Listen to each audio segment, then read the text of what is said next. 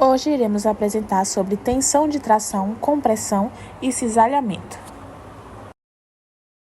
Tração ou tensão é o nome que se dá à força exercida sobre um corpo por meio de cordas, cabos ou fios. Por exemplo, a força de tração é particularmente útil quando se deseja que uma força seja transferida para outros corpos distantes ou ainda para alterar a direção da aplicação de uma força. Quem foi que descobriu? A terceira lei de Newton, chamada princípio de ação e reação, é uma das leis formuladas por Isaac Newton durante suas investigações sobre o movimento e suas causas. Logo, a terceira lei de Newton afirma que as forças de ação e reação entre dois corpos possuem esse mesmo módulo, mas sentidos opostos. Como calcular a força de tração? Para calcularmos a força de tração, devemos aplicar os nossos conhecimentos sobre as 3 leis de Newton. O cálculo da tração leva em conta como ela é aplicada, e isso depende de múltiplos fatores, como a quantidade de corpos que compõem o sistema a ser estudado, o ângulo que é formado entre a força de tração e a direção horizontal e também o estado de movimento dos corpos. Tração aplicada sobre um corpo. O primeiro caso é o mais simples de todos. É quando algum corpo, como o bloco representado na figura a seguir, é puxado por uma corda.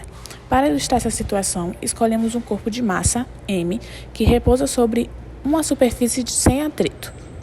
No caso a seguir, bem como nos demais casos, a força normal e a força-peso dos corpos foram omitidas propositalmente com o intuito de facilitar a visualização de cada caso. Quando a única força aplicada sobre um corpo é uma atração externa, essa atração será igual à força resultante sobre o corpo.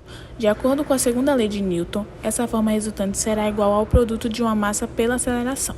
Desse modo, a atração pode ser calculada como T de tração, M de massa, A de aceleração, como descrito na imagem abaixo. A força de compressão é um tipo de força que atua em objetos ou materiais tentando reduzir seu tamanho ou comprimi-los. Essa força ocorre quando 2 ou mais elementos aplicam uma pressão que tentam esmagar ou diminuir a dimensão do objeto entre eles. Imagine um livro sendo pressionado por suas capas. As capas estão aplicando uma força de compressão no miolo do livro. Bom, mas como funciona a força de compressão?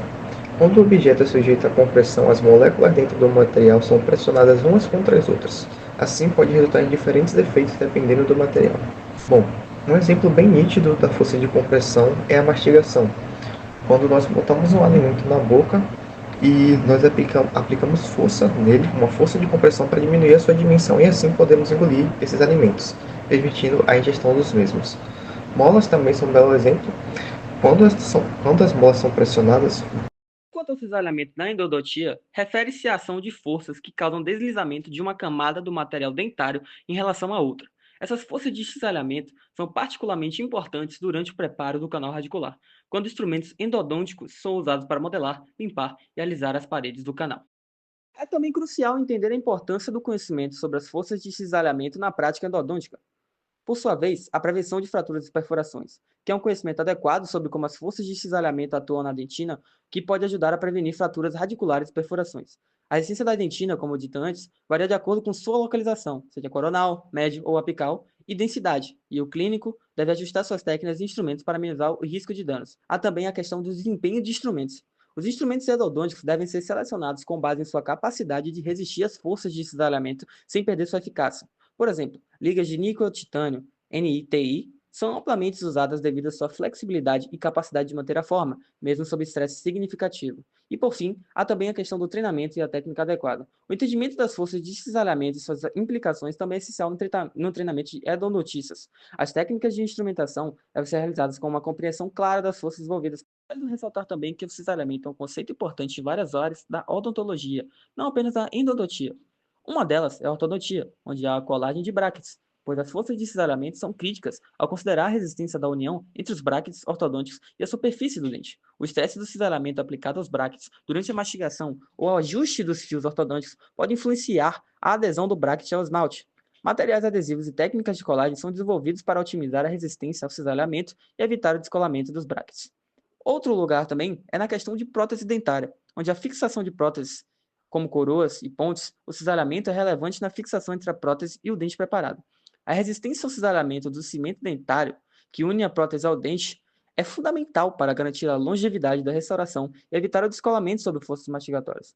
E a resistência dos materiais, que foi citada anteriormente, de materiais de restauração, como resinas compostas, cimentos resinosos e cerâmicas, é testada para garantir que esses materiais possam resistir às forças aplicadas durante a mastigação. Outra área igualmente relevante é a periodontia, onde o tecido gengival e o ligamento periodontal usam forças de cisalhamento que são importantes, pois especialmente no contexto da biomecânica do ligamento periodontal. Quando um dente é submetido a forças mastigatórias, o ligamento periodontal experimenta estresse de cisalhamento, que contribui para a absorção de choque e distribuição de forças ao redor do dente.